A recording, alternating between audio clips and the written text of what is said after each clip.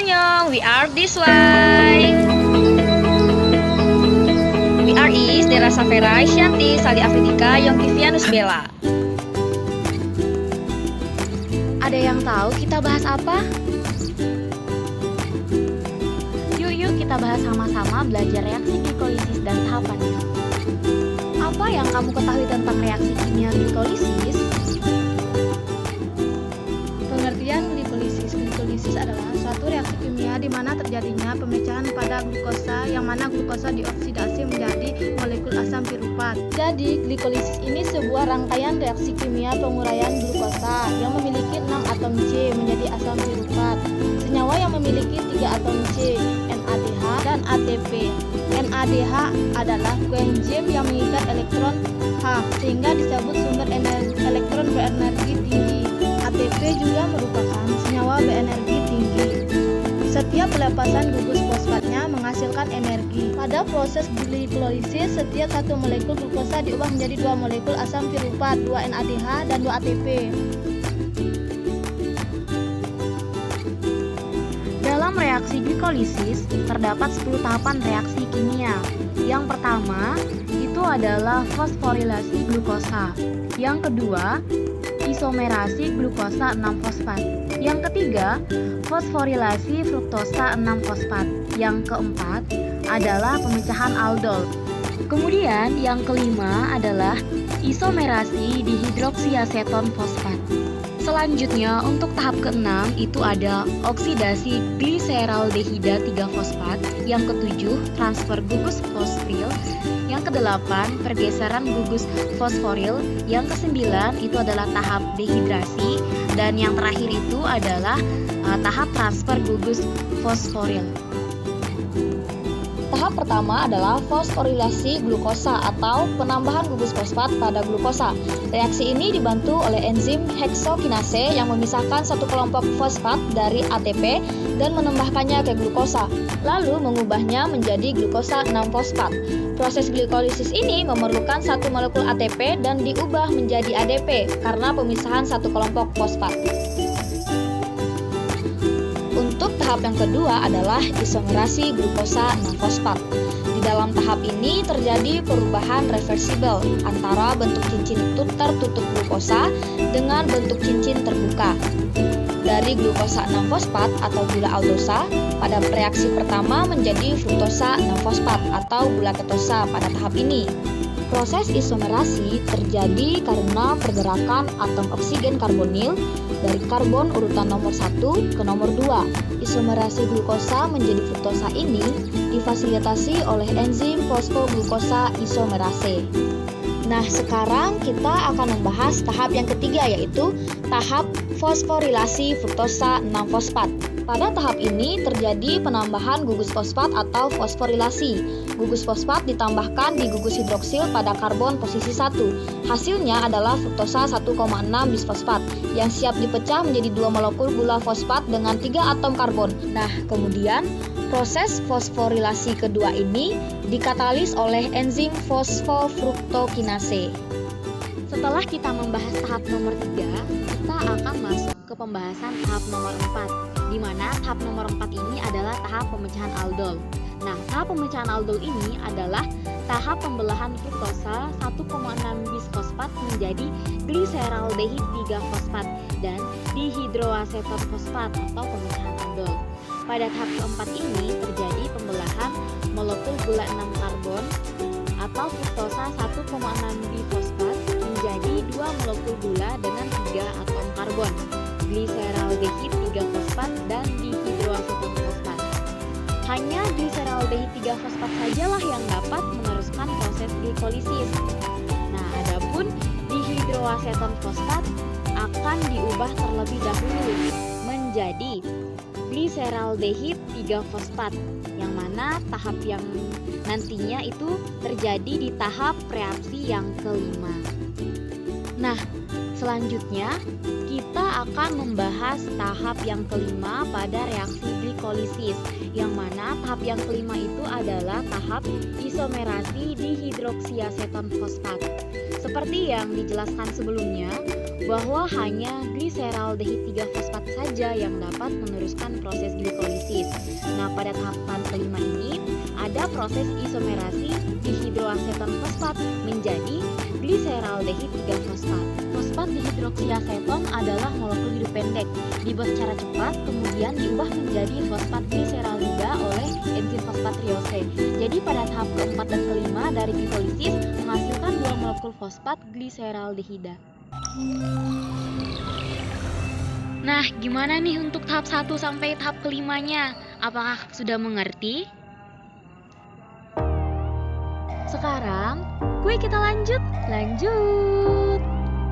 Selanjutnya, kita masuk ke tahap yang keenam pada reaksi glikolisis ya. Tahap yang keenam ini adalah tahap oksidasi gliseraldehida 3-fosfat. Nah, pada tahap yang keenam ini melibatkan dua reaksi penting. Reaksi pentingnya itu adalah yang pertama. Yang pertama itu pada pembentukan NADH dari NAD+ dengan menggunakan enzim fosfat dehidrogenase triose. Dan yang kedua adalah penciptaan 1,3 asam difosfogliserat dari dua molekul fosfat gliseraldehida yang dihasilkan pada tahap sebelumnya. Nah, produk dari tahap ini adalah gliserol 1,3 bifosfat. Sebenarnya apa sih gliserol 1,3 bifosfat ini? Nah, gliserol 1,3 bifosfat ini ternyata memiliki energi ikatan yang besar dan dapat dimanfaatkan untuk menghasilkan ATP. Gliseraldehid 3-fosfat dehidrogenase ini berfungsi sebagai katalis reaksi. Nah, gliseraldehid 3-fosfat dehidrogenase ini terdiri dari 4 satnik yang identik. Setiap satnik ini memiliki sisi untuk berikatan dengan gliseraldehid 3-fosfat dan satu sisi lagi untuk berikatan dengan NAD+ pada sisi aktif. Dan NADH ini meninggalkan sisi aktif yang kemudian ditempati oleh NAD+. Barulah gliserat 3 bifosfat ini terbentuk. Masuk tahap nomor 7 yaitu transfer gugus fosforil. Pada tahap ini, reaksi menghasilkan ATP dengan katalis fosfogliserat kinase. Pembentukan ATP dengan cara memindahkan gugus fosforil dari senyawa yang berenergi tinggi ke ADP. Nah, ini disebut dengan fosforilasi tingkat substrat. Reaksi ini merupakan reaksi pertama yang menghasilkan ATP dalam tahapan glikolisis. Tahap yang ke-8 yaitu perubahan 3 fosfogliserat menjadi 2 fosfogliserat. Pada tahap ini, gliserat 3 fosfat yang memiliki gugus fosforil yang susah untuk dipindahkan, dan hal ini membuat gliserat 3 fosfat susah untuk digunakan dalam membentuk ATP. Sel mengubah gliserat 3 fosfat dengan ester fosfat berenergi rendah menjadi fosfoenol piruvat atau PEP, yang mana gugus fosforilnya sangat berpotensial tinggi untuk dapat dipindahkan. Pada tahap pertama, perubahan fosfogliserat mutase mengkatalis perubahan senyawa C3 yang terfosforilasi menjadi senyawa C2 yang terfosforilasi melalui 2 langkah siklus eliminasi atau adisi. Lanjutnya, kita masuk ke tahap yang ke-9 yaitu dehidrasi. Pada tahap ini, enolase mengkatalis dehidrasi gliserol 2 fosfat menjadi PEP. Sebab PEP ini memiliki gugus fosforil yang lebih mudah dipindahkan daripada gliserat 2 fosfat. Hal ini terjadi karena PEP terdiri dari gugus enol, fosfat dan dalam bentuk fosfat ester. Masuk tahap yang ke-10 yaitu transfer gugus fosforil.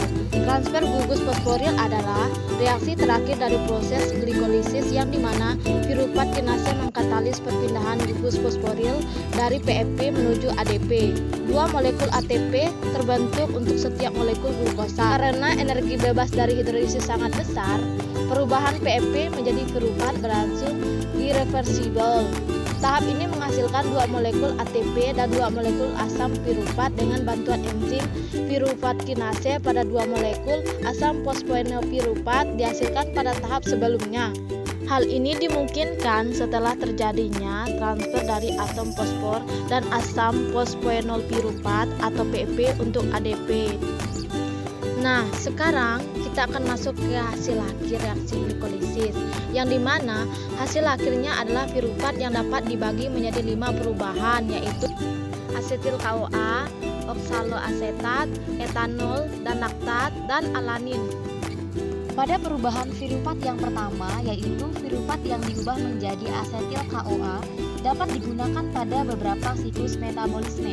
Salah satu yang terpenting adalah asetil KOA dioksidasi menjadi CO2 pada siklus asam sitrat. Yang kedua, piruvat yang dikarboksilasi menjadi oksaloasetat adalah salah satu bagian dari siklus asam sitrat dan juga terdapat dalam sintesis glukosa. Kemudian yang ketiga adalah pada spesies tertentu, piruvat dapat direduksi menjadi etanol, lalu diekspresikan keluar sel dalam kondisi anaerob. Terus yang keempat, pada spesies tertentu juga, piruvat dapat direduksi menjadi laktat. Laktat ditransport ke sel dan diubah menjadi piruvat kembali dalam kondisi anaerob. Yang kelima, pada spesies tertentu juga, piruvat dapat diubah menjadi alanin. Demikianlah pembahasan pada 10 tahap di reaksi glikolisis. Semoga video pembelajaran ini dapat membantu ya. Terima kasih sudah menonton video ini.